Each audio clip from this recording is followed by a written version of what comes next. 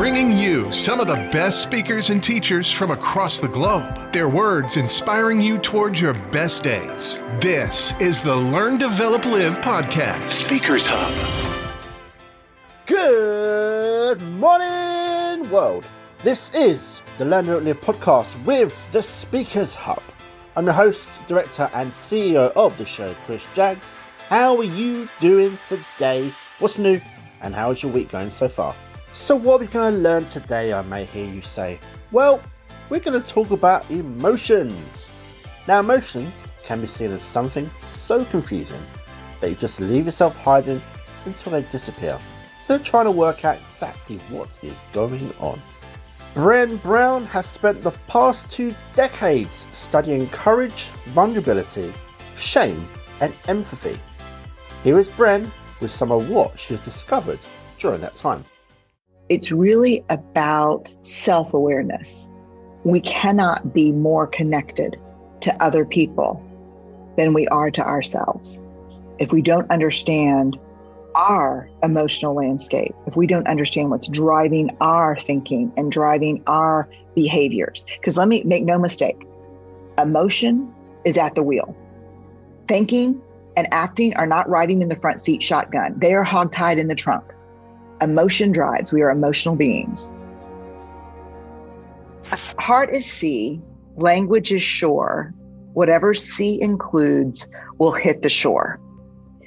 To me, what that means is our heart is this sea of expansiveness, of emotion, of experience. And at some point, that emotion and experience needs to bump into language. What language means to us as a social species. I just did not understand. Maybe 15 years ago, we collected survey research from right over 7,000 people, and we asked them this question. Write a list of every emotion that you can recognize in yourself when you're feeling it, and you can name it. And the average number was 3. Happy, mad, and sad.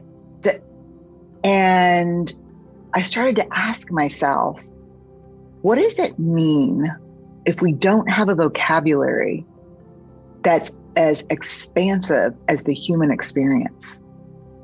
I have been working on this damn framework for cultivating connection with ourselves and each other for 22 years. It started as my dissertation research, but I couldn't figure it out. I thought when I wrote The Gifts of Imperfection, I had it figured out. I didn't. I thought I had it with Daring Greatly and Braving the Wilderness. I didn't. And then I thought, actually, I resigned myself to never being able to build a framework. It wasn't going to happen. Things that I was learning as I started doing this research, one, I was wrong about a couple of things. One was, along with probably every other emotion researcher I know, I have said this sentence 1,000 times. We should learn how to recognize emotion in ourselves and others. I do not think it is possible to learn how to recognize emotion in other people. I think that's bad business. No matter what behavior you were engaged in, if I saw you raging and throwing the books behind you, if I saw you sobbing, there are 50 emotions that present each of those ways. And so I'm going to have to make a ton of assumptions. And what am I going to shove the experience of my employee who's upstairs crying and who's 25, Black, and a single mom? I'm going to shove her experience in front of my lens, which is, mid 50s, like completely different. So the idea of walking in someone else's shoes and trying to understand what they're feeling, I believe has no merit.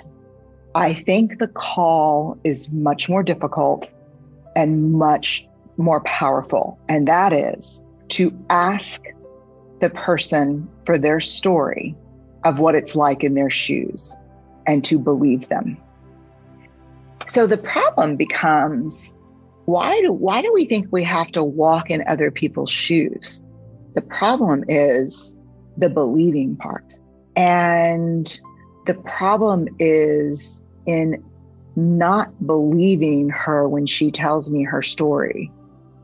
because it either challenges what I want to be true about the world, or it challenges my idea that there's just one experience of the world, or it makes me accountable in some way that makes me uncomfortable. So when I started doing this research, I came across a concept from Buddhism that I remember reading many years ago. It didn't hit me. When I came across it this time, I thought, this is the piece missing for the framework on meaningful connection. And it's the concept of the near enemy. And what a near enemy is, it is an emotion or a virtue that looks and feels and masquerades like the thing that we are looking for or want to be, but it sabotages it. And the reason I needed this concept was because when you study connection for as long as I have, what you realize is that the far enemy of emotions is not the problem. The problem is not when I call you and I'm suffering and you're, instead of giving me compassion, you're cruel. That's easy. Like, I get it. Like, I just got punched in the face. The problem is the near enemy.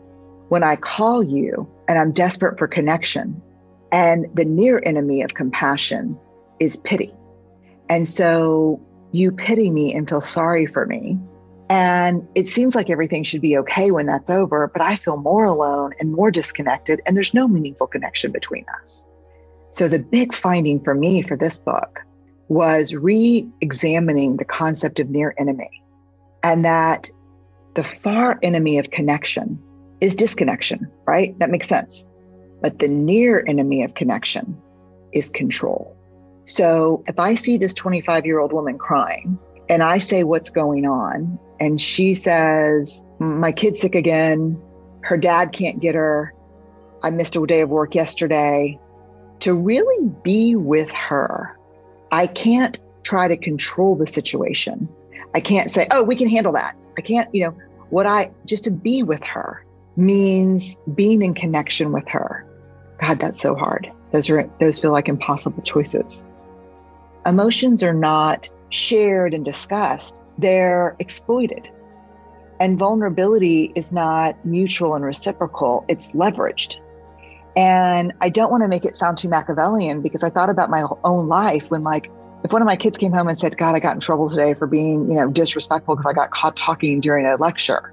Connection would be like, tell me what was going on. But I don't go to connection sometimes. Sometimes I go to control, which is, you know what? You get your ass over there and send an email to that teacher and apologize for being disrespectful. And I want to, we control situations when we start to move from being other focused. What was this like for my child in that situation? To being self-focused. But it's sneaky. Near enemies are sneaky because they masquerade. After your research into worry, you conclude that worry isn't a helpful coping mechanism. So how do we avoid these traps? The people who studied research worry said that worriers, those of us who do it often, have three things in common that make it worse. One, we think it's helpful. It is not. Two, we believe that we actually have no control over it, that it's not a choice. It is absolutely a choice and we can change it. And three, we worry about worrying and we ruminate about worrying, which exacerbates worrying. Worry is defined as a chain of negative thoughts about bad things that might happen in the future. So I think when you study people who worry and who've overcome worry, what I've learned is reality checking and perspective taking. Is this line of thought helping or hurting? Do I have enough data to freak out? And if I do have enough data to freak out, will that be helpful to me to freak out? And so those have become my questions every time. One, do I have enough data to expend this amount of energy? No, I just don't have enough data to be spending this resource. And even if I do have enough data, is this going to help me? And the answer is always no. It's really about self-awareness. We cannot be more connected to other people than we are to ourselves. And while we desperately seek to build cultures of connection, to build trust in teams, to do the right thing by the people that we serve, if we're not connected to self, if we don't understand our emotional landscape, if we don't understand what's driving our thinking and driving our behaviors, because let me make no mistake, emotion is at the wheel. Thinking and acting are not riding in the front seat shotgun. They are hogtied in the trunk. Emotion drives. We are emotional beings.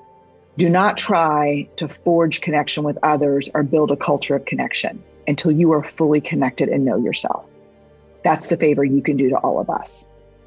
We will do almost anything to not feel pain, including causing other people pain. It's so much easier to hurt than to feel hurt.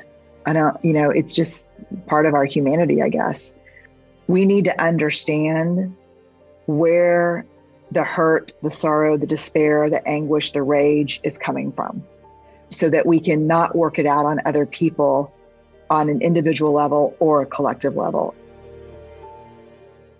That video can be found on YouTube and is called Brene Brown's Life Advice on Emotions Will Leave You Speechless, as published by the Motivation Thrive YouTube channel.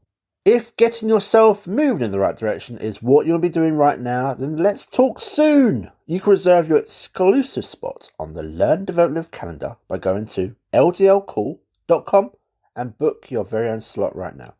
Now that is all for today. Enjoy the rest of your week, and I will see you in the next one.